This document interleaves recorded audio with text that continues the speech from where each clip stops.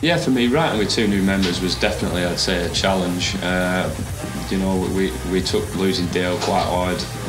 He was not only a fantastic friend, but he was also a brilliant drummer, brilliant musician. He could do a lot with rhythms, and you know, he could make you feel sick sometimes.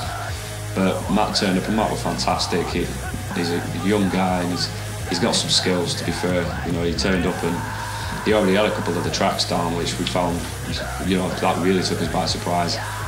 And on top of that, you know, he has some guitar skills as well. You know, he brought MTI's opening riff to the table, didn't he? You know, he sort of sat down and he played that.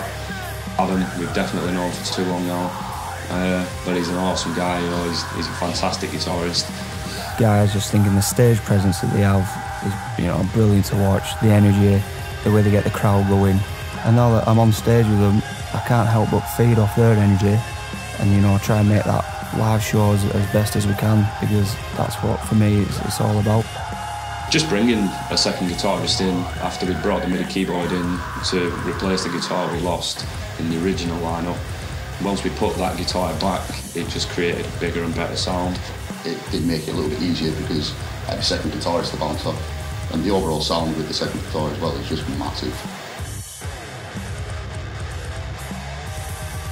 It was definitely something different for myself because I'd been a guitar player before I was a drummer, and I'd only played live shows as a guitar player, so it was a case of adapting towards that, being behind the kit rather than on stage and being able to move around. It was a kind of, you have to learn a different type of showmanship and stuff. So I'd seen them live at a couple of local gigs, and I'd listened to the Evergreen Theory.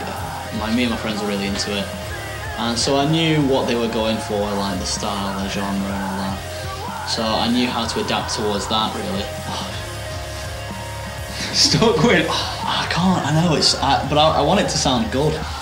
By the time we'd written all the songs that we knew were going to go on the EP, we'd had enough time to reflect on how the songs were sounding and how we wanted them to sound.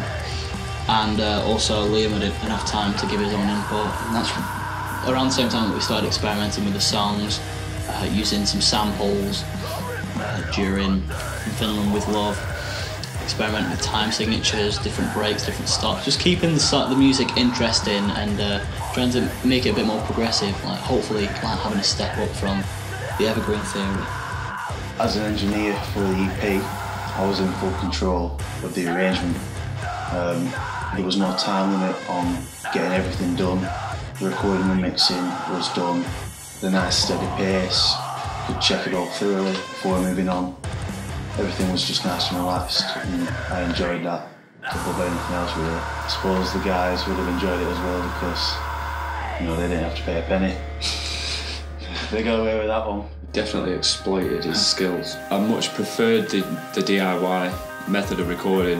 I think if you're keen to get down on your recording and replicate what you've done in the practice room, when you don't have the financial aspect to think about it, so you can take your time with it, as you sort of said.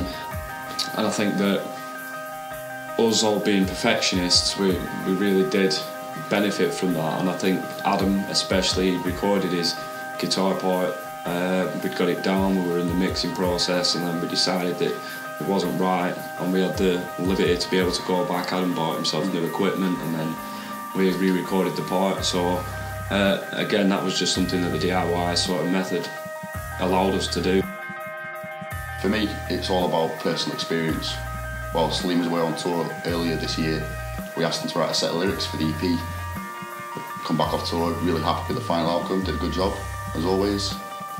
But yeah, it was at the same time really weird not having him around whilst he was writing the lyrics and not being involved, because I think we all like to put our own input in so our opinions get voiced at the same time through our music. But at the same time, it was exciting not knowing what the message for the EP was going to be. The songs on the EP are all sort of about something a little bit different. Statues is based around poverty that I saw while I was in Macedonia on tour, spent some time there.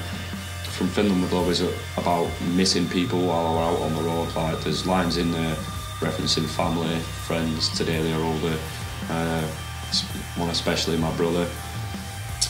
Empty Eyes was written lyrically by Jordan, and that was really cool for me to have somebody write a set of lyrics for me. and it was cool to get into the song and try and get the emotion right, and that was really important for me. I found that quite challenging, but I think it came out all right. The overall message, I suppose, for the EP is be happy, pursue what you enjoy, don't be a dick. It's just a culmination of experiences that I've been through this year, really, as a result of travelling around, touring and pursuing what I love. And it's just, I guess, about encouraging other people to go out and do the same thing.